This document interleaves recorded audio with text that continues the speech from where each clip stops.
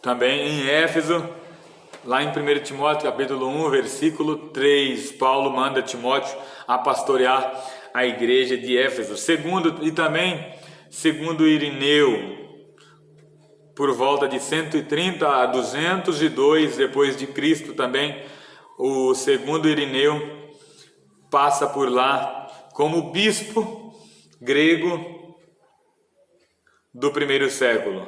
O apóstolo João também liderou a igreja. Então, a igreja de Éfeso, liderada por todos esses homens, conquistada, pisada ali assim, chegou lá naquela cidade para conhecer essa igreja.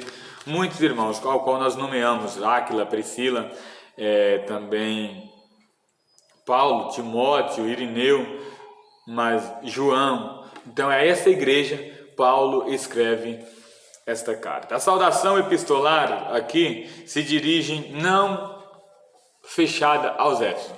Saudação é aquele período de cumprimento, uma breve apresentação em que o escritor faz em toda biografia, em todo livro, então, ou num púlpito, quando alguém tem a oportunidade para deixar uma saudação, ele faz uma breve apresentação.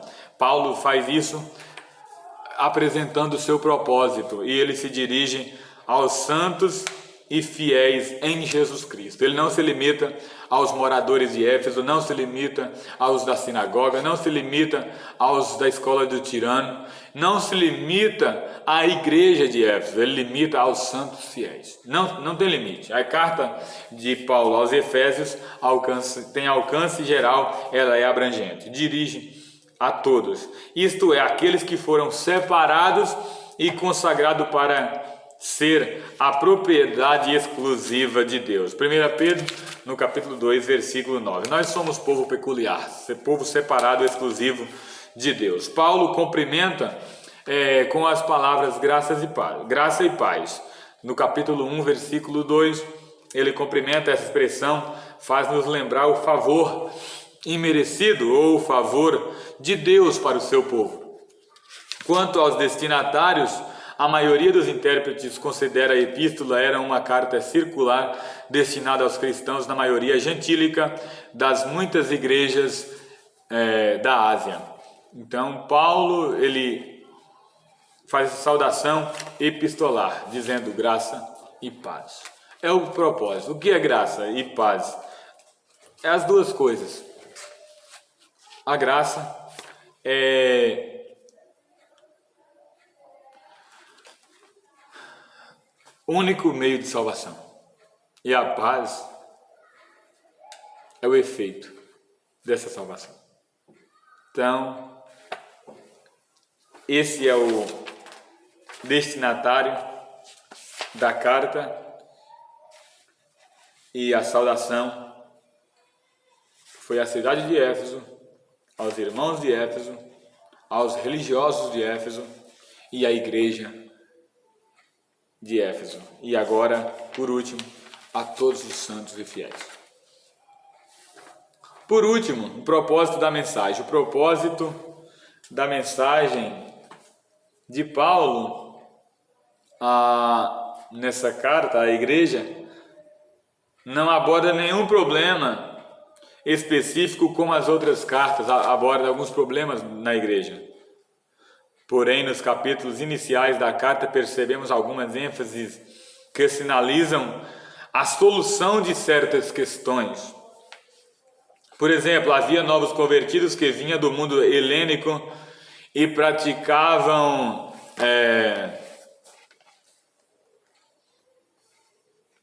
religiões de mistérios e magia. Mas que agora se reunia com santos de Éfeso. Não por acaso o apóstolo Paulo mostra àqueles crentes que Cristo está no controle do universo inteiro. Também é possível perceber outro tipo de ênfase do apóstolo. O passado daqueles cristãos era marcado pela imoralidade e bebedeira, mas uma vez salvos pela graça, eles deveriam adotar um novo estilo de vida em Cristo.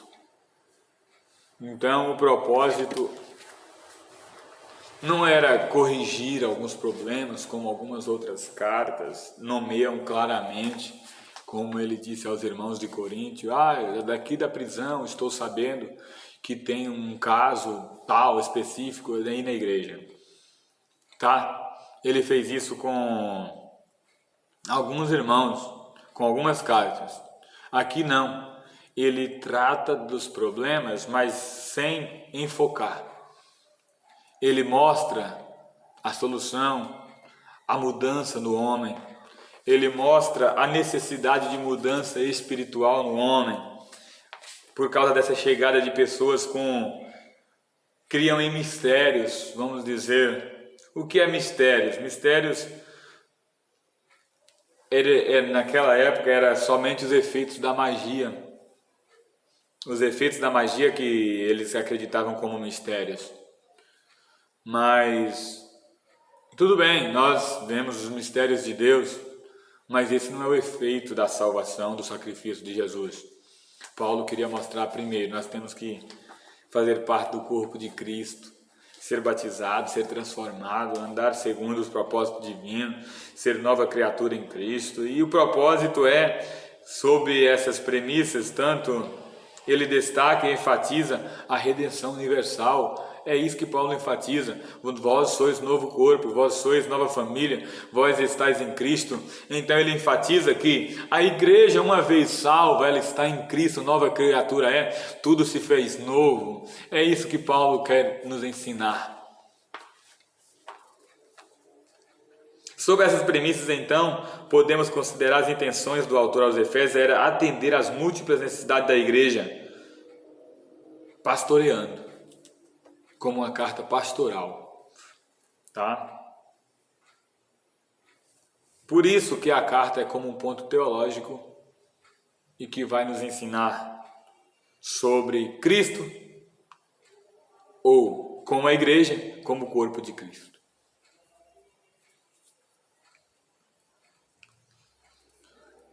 A mensagem de Efésios também gira em torno de duas temáticas: Jesus Cristo, a cabeça, e a igreja, o corpo. Tá? Capítulo 1 de Efésios fala isso lá no versículo, acho que 20, se não me falha, e 21.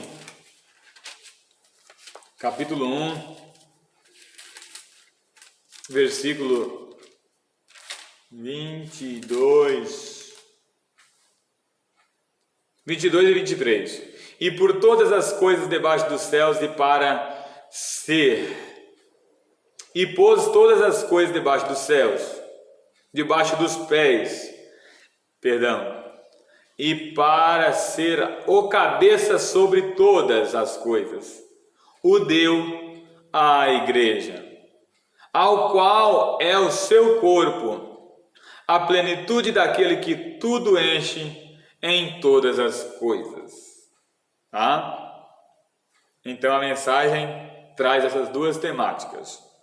Assim podemos classificar os desdobramentos desses assuntos sobre os seguintes eixos temáticos: a consumação do plano eterno de Deus. O plano eterno de Deus era resgatar para si uma igreja. Então, se nós vamos estudar sobre Cristo sendo o cabeça da igreja, um dos temas será a consumação dos planos de Deus, tá?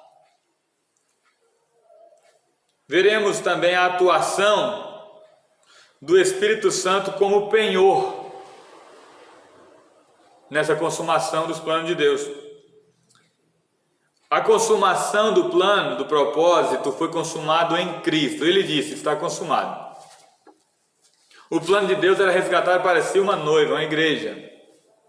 E Cristo falou isso na cruz: está consumado. Consumação. E Deus tinha dito isso na consumação da plenitude dos tempos. Veio Cristo, nascido de mulher. E agora o Espírito Santo, que é Deus, foi deixado como penhor da experiência dessa salvação. capítulo 1 também, versículo 13 e 14, que está escrito isso, tá bom, irmãos? Nós vamos aqui acompanhando. Em quem vos também vós, depois que ouvistes a palavra da verdade, o evangelho da vossa salvação, depois que recebeu essa consumação dos seus pecados, a consumação, o pagamento da dívida, em quem também vós, depois que ouvistes a palavra da verdade, Cristo, o evangelho da vossa salvação, tendo nele também crido, fostes selados com o Espírito Santo da promessa, o qual é o penhor da nossa herança, até o resgate da sua propriedade em louvor de sua glória. Essa é a mensagem de Paulo, que nós vamos continuar nas próximas aulas, tá? Em terceiro, nós vamos ver a reconciliação dos povos por intermédio da cruz. A reconciliação dos povos por intermédio da cruz de Cristo. Quarto, a revelação do mistério da vontade de Deus por obra do Espírito Santo. 5. Veremos um novo estilo de vida baseado na unidade, na comunhão com o Espírito Santo, na frutificação, na adoração e na intercessão do Espírito Santo. Os novos relacionamentos conjugais e a luta contra o diabo também estaremos vendo. Portanto, a epístola contém uma combinação de doutrina, fé e prática da vida cristã, ou seja, de tudo o quanto Deus fez e do que se espera que a igreja faça. Então, todo esse trimestre estudaremos em torno dessas duas coisas, esses dois temas, que é Cristo, o cabeça da igreja, e a igreja, o corpo de Cristo. Estaremos falando mais sobre esse assunto em um próximo vídeo, em uma próxima aula. Que Deus abençoe você. Hoje foi apenas uma aula introdutória. Falamos sobre o autor, a ocasião, a data, o assunto, o tema do livro, os destinatários e concluímos falando sobre a mensagem do livro. Tá? Que Deus abençoe sua vida.